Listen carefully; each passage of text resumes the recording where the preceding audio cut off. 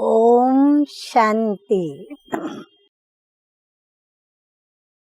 सबसे प्रथम मेरा आदरणीय पूर्वज श्रद्धेय ईशु दादी जी को प्रणाम स्वीकार हो। और मैं ईशु दादी जी को प्रणाम इसलिए भी करती हूँ कि ईशु दादी का जो नाम है, उनके नाम के साथ मेरे प्रभु का नाम भी जुड़ा हुआ है। ईशु शब्द के अंदर एक तो ईश शब्द है, दूसरा ईश माना ईश्वर, प्रभु, भगवान, दूसरा ईशु माना धर्म स्थापक ईशु, जिसको भी सभी पहचानते हैं। तो परम प्रिय परमपिता परमात्मा हम सभी के परम पिता हैं, परमात्मा हैं, और फिर धर्म स्थापक करने वाले पैगंबर भी हैं।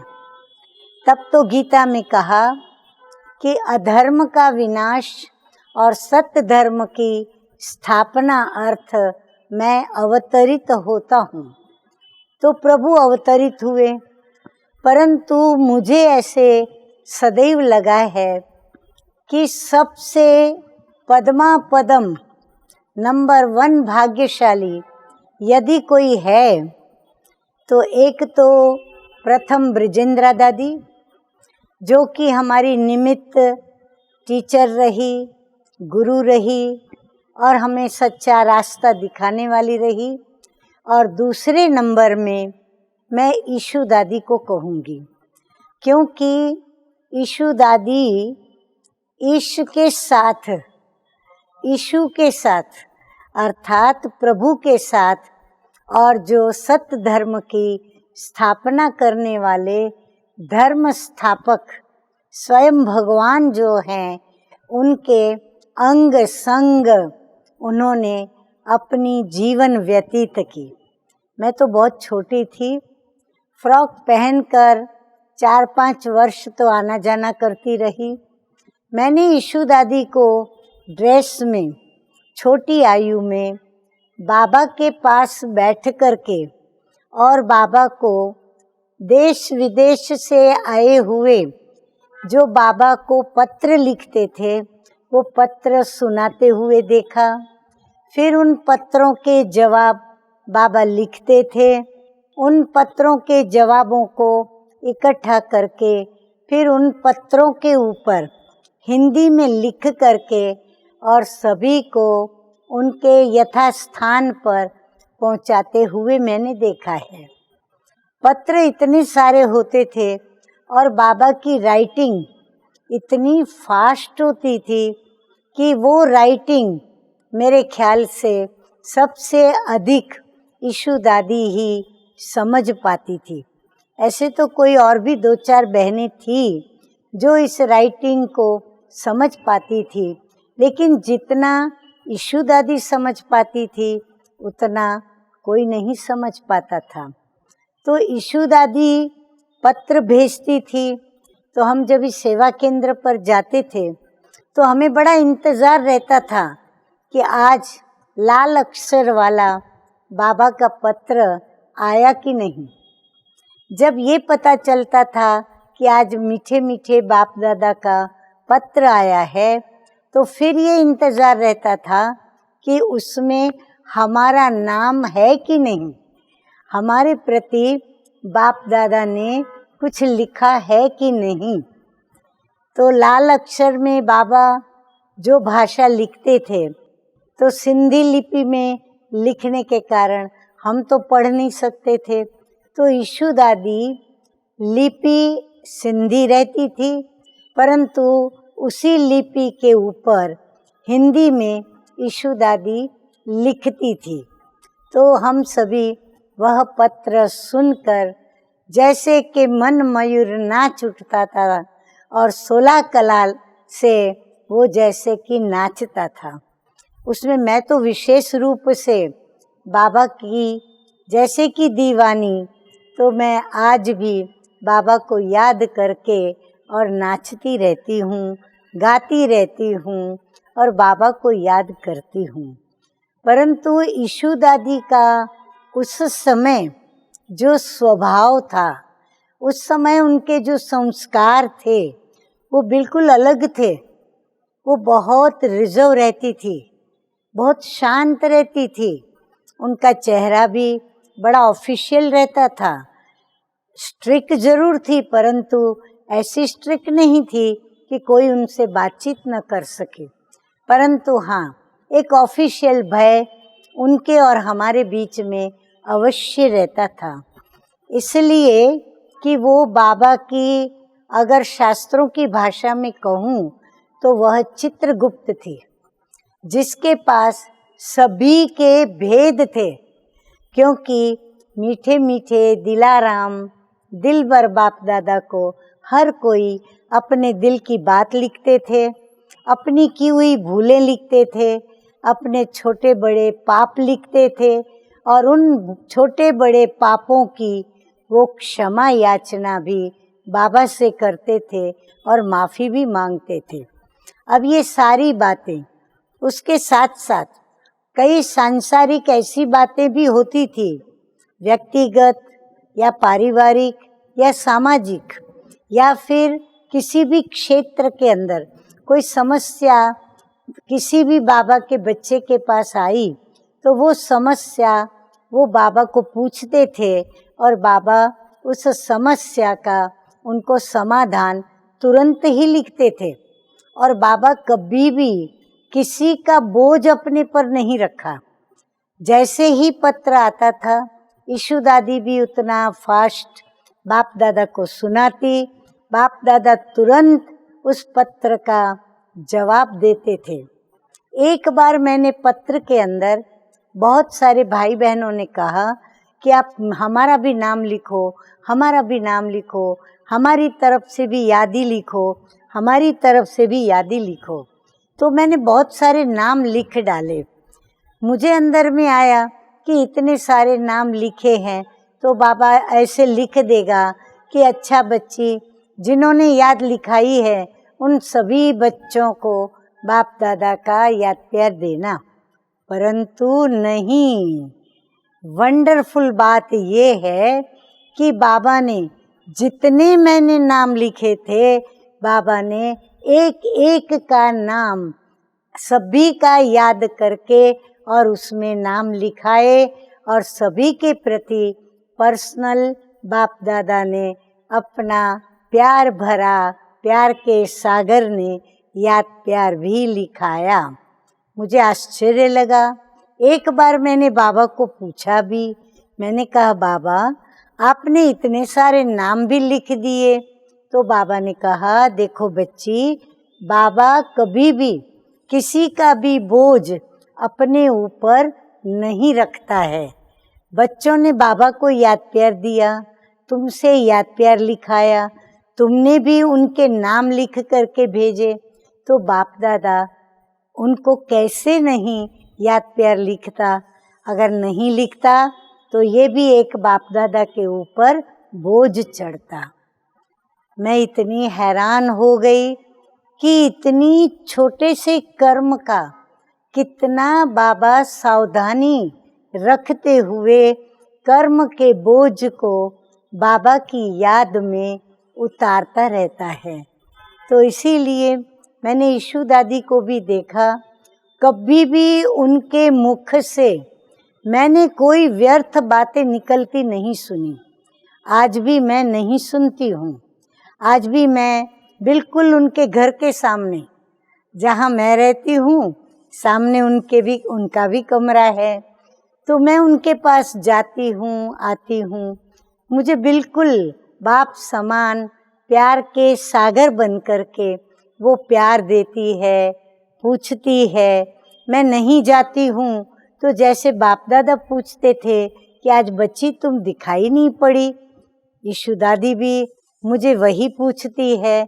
अगर मैं नहीं जाती हूँ उनके पास तो वो खुद सामने से मेरे कमरे में आती है। आप बताइए, बाप समान ऐसी प्यारी दादी को कौन नहीं प्यार करेगा। बहुत बातें बाप दादा की आज हम उनके मुख से सुनते हैं और इतना प्यार देती है सभी को। बोलती बहुत थोड़ा है, पहले तो बिल्कुल नहीं बोलती थी, सिर्फ ओम शांति, और अगर कोई ने एक आध दो शब्द पूछ लिया तो उसका जवाब देती थी। परंतु अभी तो बाप समान होने के कारण, बाप दादा की प्रत्यक्ष रूप में गैर हाजिरी होने के कारण वो इतना सभी को प्यार देती है।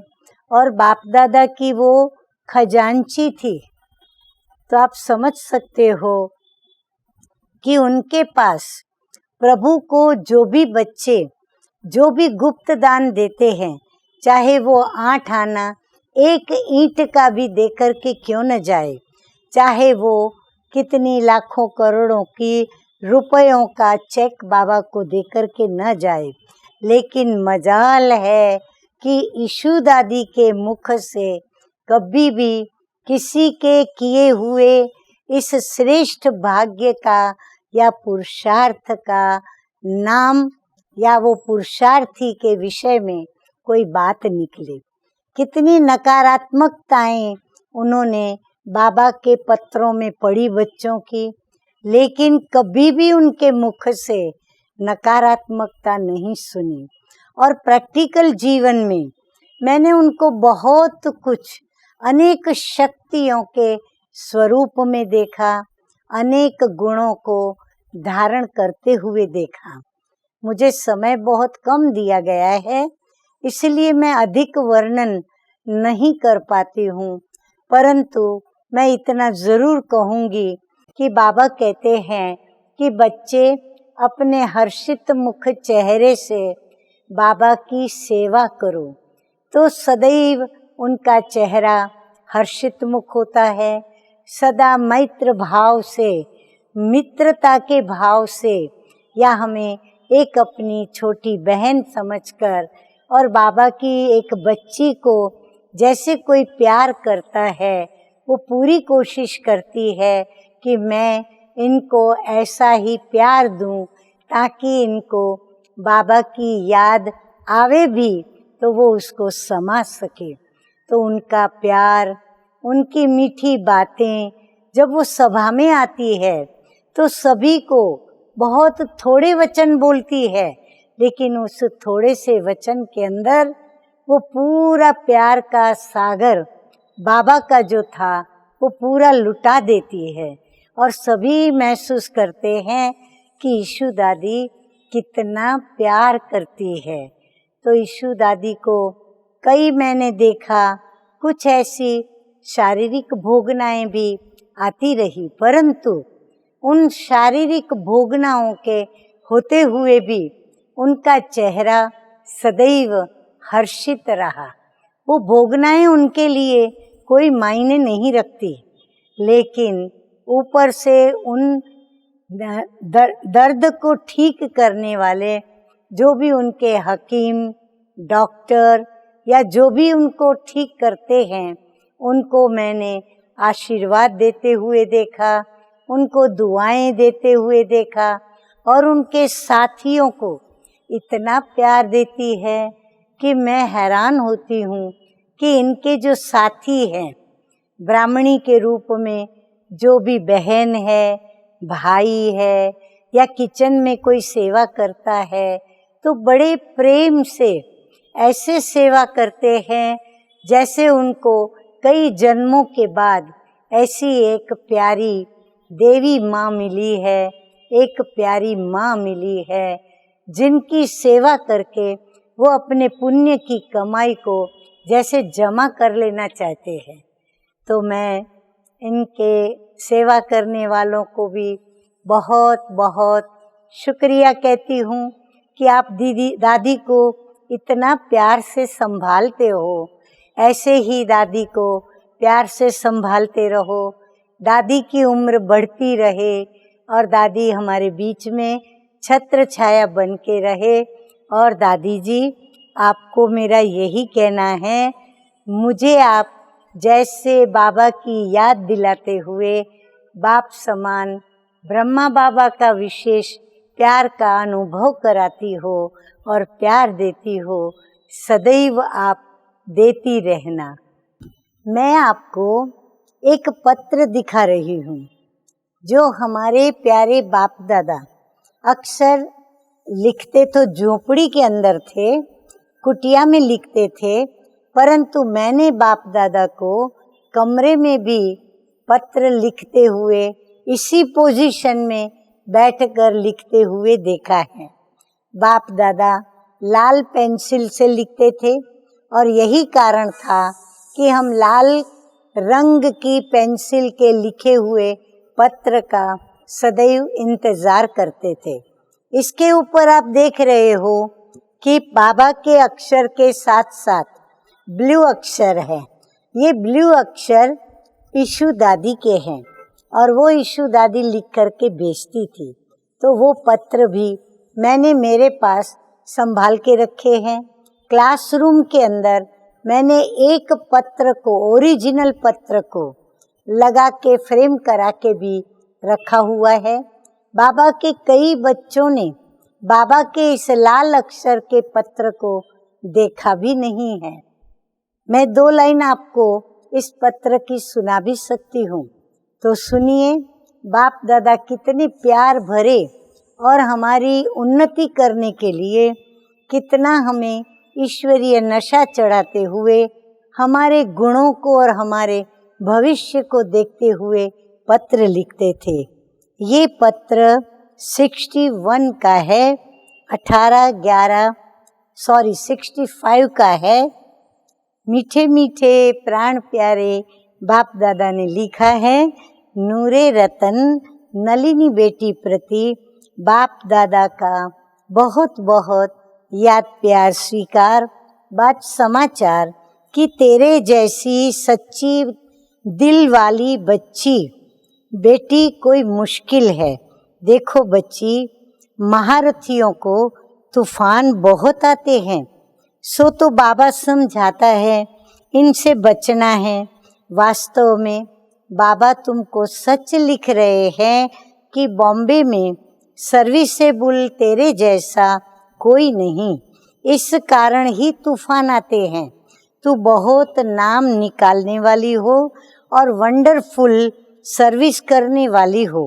बाबा कहे अगर हॉल मिल जाए तो हर एक एसोसिएशन वालों को निमंत्रण कार्ड छपवाए और उनको दो। माँ समान सर्विस का सहयोग देने वाली सपूत बेटी नलनी का शुक्रिया। देखो कितनी मीठी हो, बच्चों का शुक्रगुजार बाप है, जैसे सर्विस में पूरा सहयोग देती हो ऐसे देती रहना। तो आपने देखा होगा बाबा कितने सकारात्मक, प्यार के सागर, और कितना हम बच्चों की अंदर की बातों को और हमारे पूरे 84 जन्मों को जानने वाले, और हम बच्चों को ईश्वरीय नशा चढ़ाने वाले, उत्साह और उमंग बढ़ाने वाले, और हमें कैसे आगे बढ़ना है वह भी हमें सिखाते रहे। ओम शांति।